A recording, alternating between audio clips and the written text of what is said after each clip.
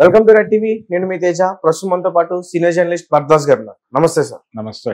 So నిన్న జరిగిన ఒక ఈవెంట్ లో రాజేంద్ర ప్రసాద్ గారు డేవిడ్ వార్నర్ అనే వ్యక్తిని చాలా కించపరుస్తూ మాట్లాడారు. ఆయన ఉందాకడుకంటూ ఇష్టం వచ్చిన పదజాలంతో మాట్లాడారు. సో అంటే చాలా మంది నెటిజన్స్ కామెంట్ చేస్తారు, అతను డ్రింక్ చేసి వచ్చి స్టేజ్ పైన ఆ విధంగా మాట్లాడాడు, అతను ఒక పెద్ద క్రికెటర్. సో దాని మీద మీ అభిప్రాయం? జనరల్ గా ఆయన ఆ పదం వాడకుండా ఉంటే బాగుండేది అనేది వాస్తవమే.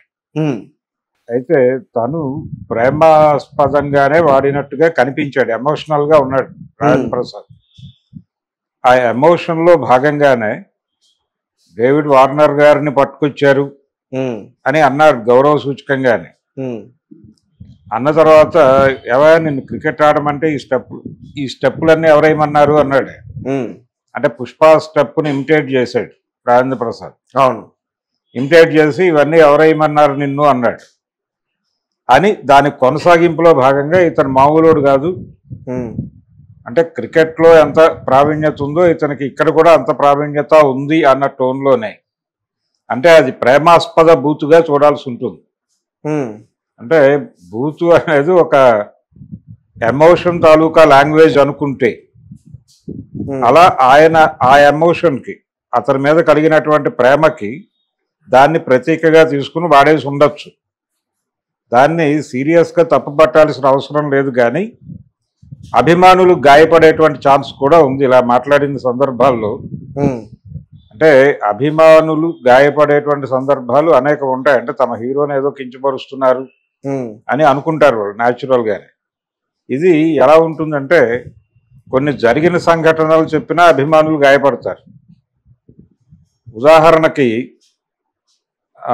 ఒక వేదిక మీద, అంటే ఒక వేదిక మీద కావచ్చు, లేదు సినిమాలో కావచ్చు, ఒక సినిమాలో ఒక నటుడికి తక్కువ స్పేస్ ఇస్తే, అంటే మల్టీ స్టారర్స్ వచ్చేవి వరకు, ఈ మల్టీ స్టారర్స్లో ఒక హీరోకి తక్కువ స్పేస్ వస్తే ఆయన అభిమానులు రియాక్ట్ అయ్యేవాడు.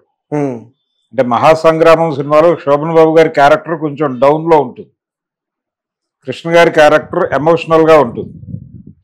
దాంతో ఈయన అభిమానులు గాయపడ్డారు. ఆయన ఇక జీవితంలో మల్టీ స్టారర్లు చేయనని చెప్పాడు శోభన్ బాబు. ఇలా అభిమానులు గాయపడటం అనేది జరుగుతుంది సహజంగా. తమ హీరోకి కొంత అగౌరవం కలిగింది అని వాళ్ళు అనుకుంటే రియాక్ట్ అవుతారు. అట్లా ఇప్పుడు వార్నర్ని క్రికెటర్గా అభిమానించినటువంటి వాళ్ళందరూ కూడా రియాక్ట్ అవుతున్నారు. అలాగే ఈయన వాడినటువంటి మాట ఏదైతే ఉందో, ఇది ఒకసారి ఎప్పుడు రాజేంద్ర ప్రసాదే చెప్పాడు. ఇది కూడా ఈ మధ్య ఒక వేదిక మీద, ఏది వంశీకి సన్మానం జరిగినటువంటి సందర్భంలో ఈయనే ప్రసార వక్త. ఆయన మాట్లాడుతూ తాను నటించినటువంటి సినిమా లేడీస్ టైలర్ సినిమాకి తాను వెళ్ళినప్పుడు ఆడియన్స్ భలే చేశాడే అని చెప్పి ఇలాంటి బూతులే వాడినట్టుగా, అవి తనని గాయపరిచినట్టుగా ఆయన అనుకుని దీన్ని ఎన్టీ రామారావు గారి దగ్గర చెప్పాడట. ఈయన రామారావు గారి కాంపౌండ్ మనిషి కదా రాజేంద్ర ప్రసాద్. ఓకే. వెళ్ళినప్పుడు ఆయన ఏదో ఆఫీస్లో ఉంటే అక్కడికి వెళ్ళి చెప్పాడట, సార్ ఇలా అనేసారు నన్ను ఆడియన్స్ అని. నిన్నేంటి నన్ను కూడా అలాగే అంటారు, ఏం పర్వాలేదు, అది ఆశీర్వాదమే అన్నట్టు. అంటే ఎన్టీ ఓడు ఏం చేశాడురా ఎన్టీ ఓడు ఇలా మాట్లాడతారు, దాన్ని తప్పుగా అనుకోకూడదు, పాజిటివే, అది ఆశీర్వాదంగానే తీసుకోవాలి, తిట్టుగా తీసుకోకూడదు, నాగ్గాడు ఇలా మాట్లాడేవారు. అంటే ఆడియన్స్ అలాగే మాట్లాడతారు. చింపేశాడురా అని ఈయన అన్న మాటే అంటారు. రాజేంద్ర ప్రసాద్ వేదిక మీద అన్న మాటే కనెక్ట్ చేసి చింపేశాడురా డాష్ అని ఆ పదం పెట్టుకోవచ్చు. అది ప్రేమాస్పద బూతే, అభిమాన బూతే. అంచేత బూతులకు కూడా రకరకాల ఎక్స్ప్రెషన్స్ ఉంటాయి. ఈ ఎక్స్ప్రెషన్తో జోడించి ఆ బూతును చూడాలి తప్ప ఎక్స్ప్రెషన్ నుంచి విరగొట్టి బూతును చూస్తే అది బూతే. కానీ ఇది మాట్లాడినా అభిమానులు గాయపడవచ్చు. అభిమానులు దేనికైనా గాయపడతారు. అంటే నెటిజన్స్ ఎలా కామెంట్ చేస్తున్నారంటే, ఇంతకుముందు రజనీకాంత్ గారిని ఇలాగే మన ఇండియన్ ఫిల్మ్ ఇండస్ట్రీ చెందిన వ్యక్తి అయినా పక్క రాష్ట్రానికి చెందిన వ్యక్తి వేరే ఇలాగే వచ్చినప్పుడు మోహన్ బాబు గారు కూడా ఒరే గిరి అని కూడా మరి అప్పట్లో ఆయన కామెంట్ చేయడం, అది రిలేషన్ ఉంది.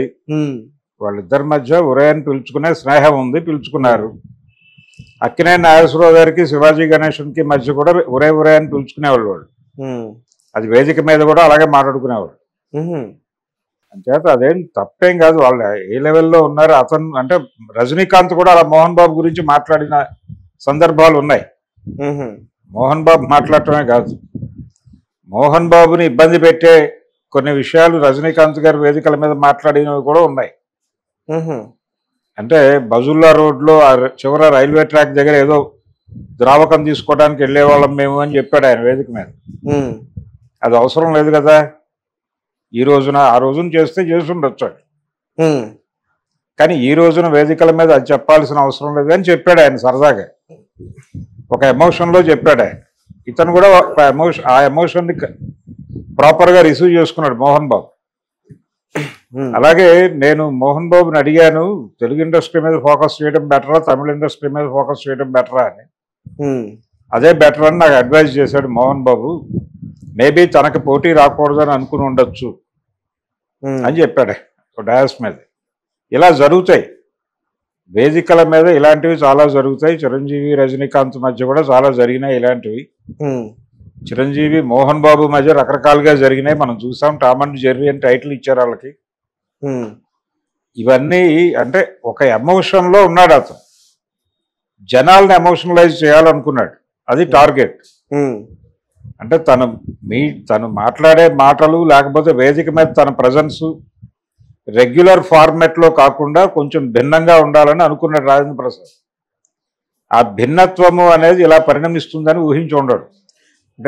అంటే ఇప్పుడు ఒక ఎమోషన్ తో ఉన్నా కానీ ముండా కొడుకు అనే మాట ఇప్పుడు తండ్రులు తాతలు మనవాళ్ళని కొన్ని బూతులు అంటారు. అవును, లమిడి కొడక అంటూ కూడా అంటారండి, రకరకాలుగా ఉంటాయి ఆ పదాలు, అవన్నీ చెప్పనక్కర్లేదు ఇక్కడ. కానీ అంటారు, కానీ అందులో వాళ్ళకేమి వీళ్ళ మీద వ్యతిరేకత ఉండదు. అది ప్రేమ బూతే, ప్రేమాస్పద బూతు లేకపోతే అభిమాన బూతు ఇలా అనుకోవచ్చు. ఆయన వార్నర్ని వాంటెడ్గా తిట్టలేదు, అతనిలో ఉన్న టాలెంట్కి ముగ్ధుడై మాట్లాడినట్టుగా అంటే ఇప్పుడు మీరు ఒక విషయం చెప్పండి. ఇప్పుడు అతను ఒక ఎమోషన్ తోనే అన్నారు అనుకోవచ్చాం, మరీ దారుణంగా ఈడు గాడు అని ఎలా అంటారు సార్? అవునండి, అది అందుకు కూడా ఉదాహరణ చెప్పా కదా నేను. అంటే ఈడు గాడు అనేది కూడా ప్రేమేనా? ప్రేమే. ఇప్పుడు ఎన్టీ రామారావు గారే అన్నాడని చెప్పాడు కదా రాజేంద్ర ప్రసాద్ ఈ మధ్య ఒక వేదిక మీద, ఎన్టీ ఓడు ఎరగదీశాడు రా అంటే ఏమిటి పరిస్థితి?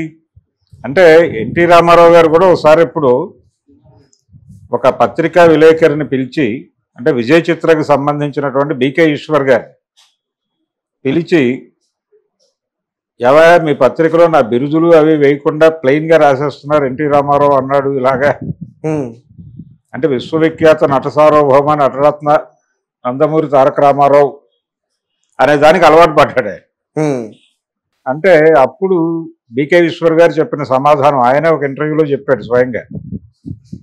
బీకే ఈశ్వర్ గారు ఏం చెప్పారంటే, అయ్యా మిమ్మల్ని థియేటర్లో ఆడియన్స్ ఎన్టీ ఓడు ఇరగ్గొట్టేశాడు, చంపేశాడు అని మాట్లాడుకుంటారండి, అంతే తప్ప ఏం చేశాడురా అంటారు తప్ప విశ్వవిఖ్యాత నట సార్వభౌమ నటరత్న కళాప్రపూర్ణ డాక్టర్ నందమూరి తారక రామారావు గారు ఎరగొట్టేశారు అని చెప్పుకోరు కదా.